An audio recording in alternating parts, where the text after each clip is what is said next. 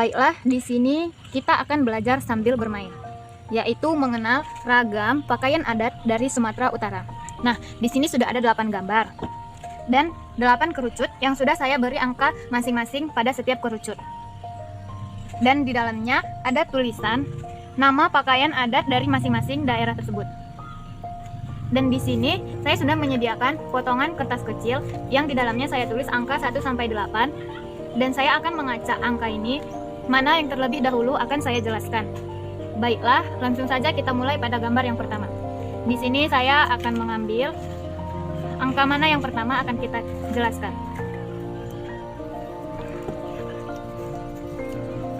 Nomor 5. Nomor 5. Nomor 5, pakaian adat dari Batak Karo. Di gambar ini pakaian adat Batak Karo yaitu gambar yang ini. Sedikit saya akan menjelaskan tentang pakaian adat Batak Karo. Pakaian adat Sumatera khas Batak Karo tampak serupa dengan Batak Toba. Perbedaan yang paling menonjol adalah penggunaan kain tenun yang disebut uis gara. Dalam Batak Karo, uis berarti kain dan gara berarti merah. Disebut kain merah karena uis gara didominasi dengan warna merah atau kadang dipadukan dengan warna lain seperti hitam dan putih. Kemudian dihiasi dengan tenunan benang berwarna emas dan perak yang membuatnya terlihat mahal dan elegan. Dulunya, uis gara dipakai sebagai pakaian adat, pakaian sehari-hari untuk para perempuan Karo. Namun sekarang hanya dikenakan saat upacara adat dan pesta pernikahan. Itu saja penjelasan tentang pakaian adat Batak Karo. Sekarang saya akan mengambil kertas ini lagi. Nah, yang saya dapat nomor 2. Di sini nomor 2 ada pakaian adat Batak Angkola.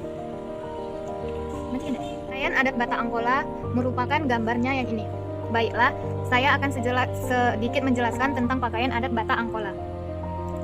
Pakaian adat Batak Angkola ini hampir serupa dengan busana adat Batak Mandailing. Yang membedakan adalah pakaian wanita yang didominasi dengan warna merah, yang membedakan selendang yang diselempangkan pada badan. Hiasan kepalanya mirip dengan Batak Mandailing. Untuk pria, memakai penutup yang disebut dengan ampu. Ampu memiliki bentuk khas dan merupakan mahkota yang biasanya digunakan para raja-raja di Mandailing dan di Angkola pada zaman dahulu. Warna hitam ampu mengandung fungsi magis, sedangkan warna emas mengandung lambang kebesaran. Sementara untuk wanita, memakai hiasan kepala berupa bulang berwarna emas. Baiklah, itu yang dapat saya jelaskan tentang pakaian adat Batak Angkola. Baiklah, selanjutnya saya akan mengambil kertas ini dan membukanya. Nomor 8. Di nomor 8 adalah pakaian adat Batak Simalungun. Pakaian adat Batak Simalungun pada gambar yaitu gambar ini. Sedikit saya akan menjelaskan tentang gambar pakaian adat Batak Simalungun. Orang Batak Simalungun juga menggunakan kain ulos pada pakaiannya. Mereka hanya menyebutnya berbeda. Mereka menyebut kainnya dengan hiyo. Bentuk dari pakaian adat Batak Simalungun hampir serupa dengan Batak Toba. Namun hiasan pada kaum pria lebih tinggi dan lancip. Selain itu, warnanya didominasi merah dan kuning. Baiklah, itu saja yang dapat saya jelaskan tentang pakaian adat Batak Simalungun. Baiklah, saya akan mengambil kertas yang berikutnya.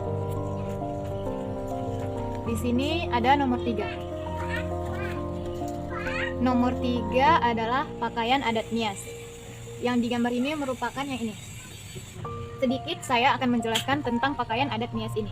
Karena letaknya terpisah, suku Nias memiliki budaya dan adat istiadat yang berbeda dengan suku Batak. Begitu pula dengan pakaian adatnya yang juga berbeda dengan pakaian adat Sumatera Utara khas Nias disebut baru oholu untuk pakaian pria dan baru ladari untuk pakaian wanita. Mengutip Museum Nias, dulunya orang-orang Nias membuat pakaian dari kulit pohon atau menenun serat-serat dari kulit pohon atau rumput.